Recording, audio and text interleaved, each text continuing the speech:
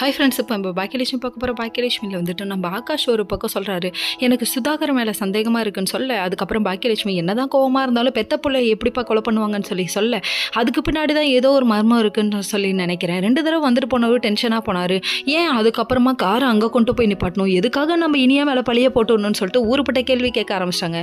கேட்டதுக்கப்புறம் தான் இவங்களுக்கே புரிய வருது. அதுக்கப்புறம் ஃபுல் டீட்டெயில் விசாரின்னு சொன்ன உடனே இவங்க பொண்ணு தான் நியூஸில் இருக்காங்கல்ல, அதனால் ஈஸியாக விசாரிச்சுட்டாங்க. ஃபேமிலியோட ஹிஸ்ட்ரி எடுத்து பார்த்தா அடேங்கப்பா ஆச்சரியக்குறி போடுற அளவுக்கு இருக்குது. சுதாகர் வந்து ஒரிஜினல் அப்பாவே கிடையாதாங்க. அதாவது அந்த கம்பெனிக்கு வேலைக்கு வந்த ஒருத்தன் உஷார் பண்ணிட்டானா அவங்க அம்மாவை, கடைசியில் 2வது கல்யாணம் பண்ணிட்டாங்கன்னு விஷயத்தை போட்டு உடைக்க, இதனால் அவங்க 2 பேத்துக்கு இடையில் நிறைய கருத்து வேறுபாடு நடந்திருக்குன்னு சொல்லிட்டு பயங்கரமாக பேச ஆரம்பிச்சிட்டாங்க. சரி, இவ்வளோ பிரச்சனைக்கு காரணம் இந்த உண்மையெல்லாம் வெளியே கொண்டு வந்தால் நம்ம யார் சொன்னாலும் நம்ப மாட்டாங்க, சுதாகரோட ஒய்ஃபு சொன்னால் தான் நம்புவாங்கன்னு சொல்லிட்டு சுதாகரை வெளியே வர வச்சதுக்கப்புறமா சுதாகர் ஒய்ஃபு கிட்ட போய் எக்ஸ்பிளைன் பண்ணுறாங்க நம்ம பாக்கியாவும் செல்லியணும். ஆனால் அவங்க ஒத்துக்கவே இல்லைங்க. நல்லா யோசிச்சு பாருங்க, எங்களுக்கு எல்லா விஷயமும் தெரியும். அதாவது நிதிஷோட அப்பா சுதாகர் இல்லைனுங்கிறதும் விஷயமும் எங்களுக்கு தெரியும். நல்லா யோசிங்க, ஏதாவது ரீசெண்டாக பிரச்சனை நடந்துச்சா, எதுக்காக வந்து இனியா மேலே பழிய போடுறாங்க, எங்கள்கிட்ட ஆதாரம் இருக்குன்னு ஆதாரத்தை காமிக்க ஐயோ என் பிள்ளைய நானே விட்டுட்டேனே அப்படின்னு சொல்லி ரொம்ப ஃபீல் பண்ணுறாங்க.